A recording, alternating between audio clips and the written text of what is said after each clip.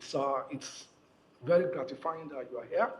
We are thrilled, not just because you are here, but we want to actually also show you what it means to run a city like Lagos, where, like somebody already said, every Nigerian has a relative. So we must commend the leadership of Ramfak for their vital work in promoting transparency, equity, and fairness in what you do. The financial landscape that we operate in our country is a bit complex, therefore it must be evolving generally. But my colleagues have said a lot of things. But I think that it's important to put things into perspective for our country. You know, as somebody that's working in government, you know, every time you put on television, you will hear public commentators say things like, in a saner climate, as if we are not sane. But, you know, I usually get a bit upset when people say that, well, in a saner climate. But it suggests that we are doing things that are not good. So it's a feedback from people to say, and I say that, and I will give you examples. So if we say that Lagos State generates 33% of the GDP of the country, it means that building that correlates with the progress of the country. So we shouldn't be emotional about it. You know, and it's not about a state, no. I was born in Mushin.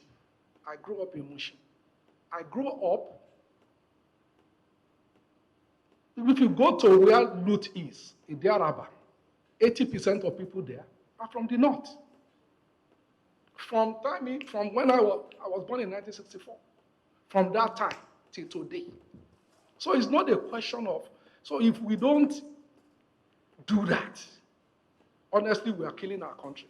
So imagine if United Kingdom suppresses London, or if United States suppresses New York, like their president is trying to do now.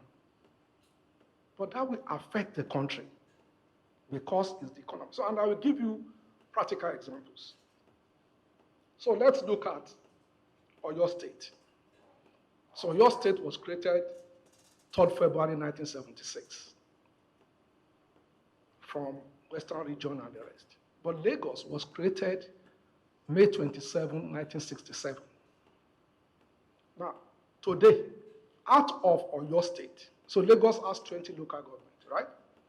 Out of Oyo State, Osun State was created in 1991. Oyo State now has 33 local governments. Osun State now has 30 local governments. Let me say that again. Osun State was created in 1991 out of Oyo. So Lagos remains the same. So at that time, Oyo State has 19 local governments. Today they have 33. And Osun has 63 local governments. And we distribute revenue based on that. But the population of Osun and Oyo is like half of Lagos. So when people say insane crime, then I now say, I shouldn't get angry. People are telling us the truth. If you look at Ondo State, the same thing with Ekiti State. Ondo State, Ekiti State was created in 1996, October 1st. Today they have 16 local governments. Ondo has 18 local governments today. But it was created out of Ondo. Let us look at Kaduna and Katsina. Kaduna had, in 1967, had 14 local governments. Today, they have 23. Katsina, created in 87 out of Kaduna, has 34 local governments. So I can go on. The same thing all over, Bayelsa. But let us even look at MPC census of 2006. I was lucky to be the Commissioner for Science and Tech then. And we fought it. Because when we did the president now was the governor, and they called us and said, listen, you must trust but verify. So as we are doing census, we actually also have our agent following them, and we gave everybody a receipt. We have a voucher. Unfortunately, I didn't bring it. We have it. I wrote a book there. Okay, so we went to tribunal to say, no, we disagree with this people. That tribunal was set up by federal government. We are going to Abuja, tribunal. We disagree on 19 local governments. It's only Ibeju-Lekki that we did not disagree because our figures were almost the same. The tribunal agreed with us on 18 local governments. The only one they didn't agree was Surulere local government. But nothing happened. But let us even assume that it's okay. In that 2006 local government, Alimosho local government has a population, 2000 MPC, not our own, has a population of 1,349,000 something hundred. Bayelsa has 1.6 million. Now that's one local government.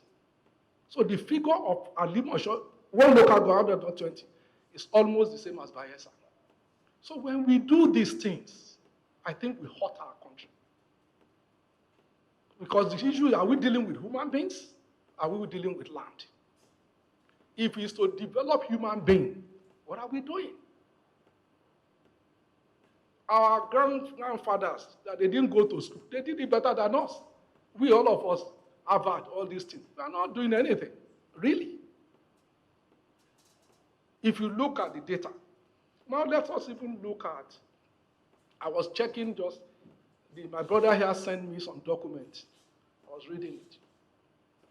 Apapa and Tincan port is responsible for 89.8% of foreign trade in our country. Apapa and Tincan. You can Google it. 89 point something percent, 90%. Now, every country that I know, Germany, UK, the port, 20-kilometer radius, the port is responsible for the infrastructure. That's not the case in our country.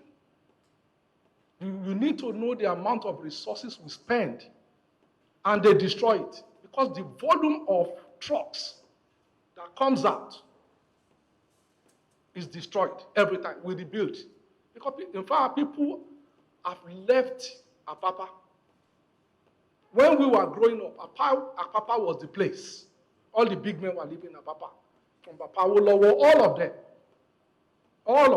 all the big men. But today, they've run away. So we are destroying everything that our fathers have built because of the way we do things. So today, Apapa is a shell. In fact, the one that saddens me the most was a bank. You know, they build their office, I think it's Access Bank, I think. You know, they covered it, you know, they didn't want to show. It's still there like that. It's been there for maybe 50 years. They just said we can't, because they set up federal, who does that anywhere in the world? We set up federal committee, a navy, to clear a road. Abajomo. Why? So when people say it's sinner crimes, then I just think that maybe we can get angry, like I said, are we insane? No, we are not insane. But we are doing things that doesn't make sense. So, that's the perspective that I wanted to look at it. Today, with that Lekki port, you know that our country, because of what is happening in Apapa and Tincan, a lot of the ships stopped coming to Nigeria. Our country became a transshipment port. They will stay in the middle and then start loading to small, because we didn't dredge the place. It's shallow water. But Lekki Port now, any ship can come there, any ship, no matter the size. So protecting those must be important. Marine operation must be important to our country. But we just allow our state, the state of Lagos, to carry that burden. It's unfair.